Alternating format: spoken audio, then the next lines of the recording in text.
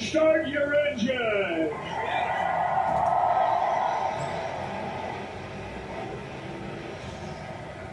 Welcome to the Indianapolis Motor Speedway. I'm Jake Worry of the Indianapolis Motor Speedway Radio Network. And on behalf of Penske Entertainment and the Indianapolis Motor Speedway Museum, welcome to the Kiss the Bricks Tour. Right now, you are inside the largest stadium on Earth, home to the world's largest single-day sporting event, the Indianapolis 500-mile race. With a seating capacity of 235,000, the Speedway will host more than 350,000 fans on race day every May. In 1908, however, this land was made up of the fields of the Presley Farm. That was until Indiana entrepreneur Carl Fisher chose this land to construct a massive 2.5-mile racetrack where the fledgling American automobile industry could test their creations on track against one another. Fisher and his partners James Allison, Arthur Newby, and Frank Wheeler purchased this land for $72,000.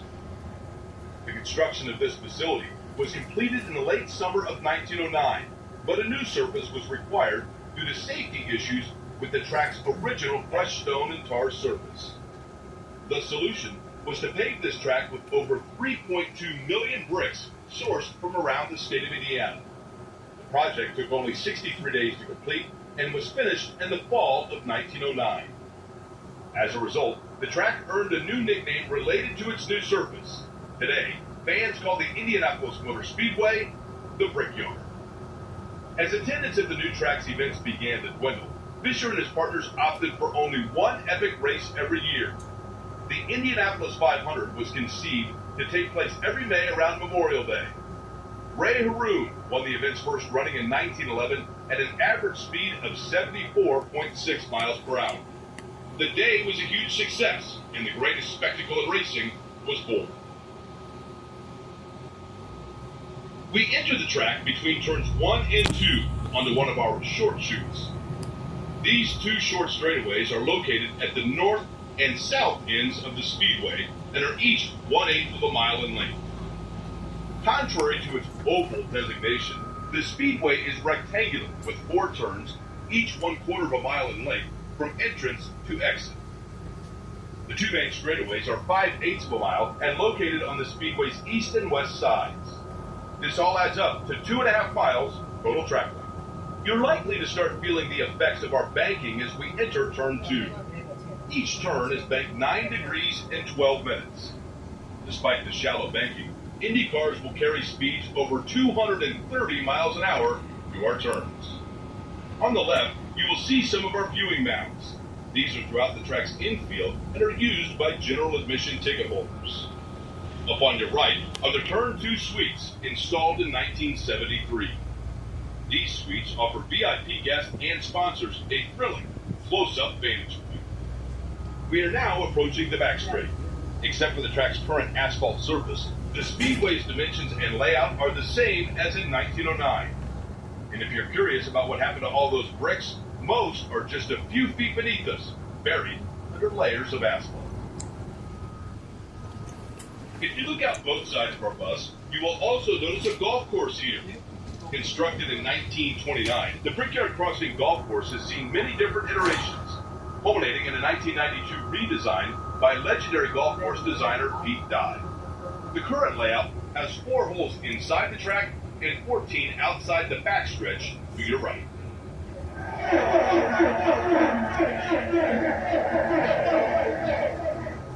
If Indy cars were on the backstretch with us right now, you would see them screaming by at over 243 miles per hour, or just over 390 kilometers per hour.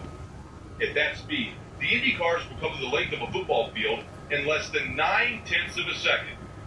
These high speeds, coupled with the aerodynamics of the Indy cars, allow them to lap this 2.5-mile track in less than 39 seconds, with modern average lap speeds peaking at over 235 miles per hour. In its over a century of existence, the Speedway has hosted various racing events. The first ever race held here was a gas-filled balloon race before the track was even finished. Since then, Formula One, NASCAR, MotoGP motorcycles, and IMSA sports cars have all held events here. In 1910, the track was used for Indiana's first ever air show, with the Wright brothers setting a new world altitude record of 4,384 feet. In 2016, the Red Bull Air Race competed at the Speedway, flying between inflatable pylons set up in the infield. The newest major addition to our facility is on your left, a quarter-mile dirt track. It was built for USAC's BC39 midget car race, named in honor of late IndyCar driver and USAC champion Brian Clausen. It is now a premier USAC event with over 100 entrants in its inaugural year.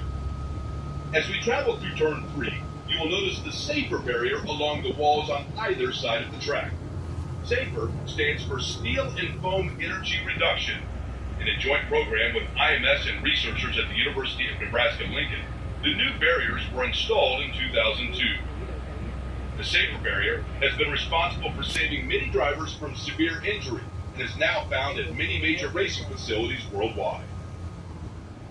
World War I flying ace and Medal of Honor winner Eddie Rickenbacker purchased the Indianapolis Motor Speedway in 1927. He had a personal connection with the track as he had competed here as a racing driver before he went overseas.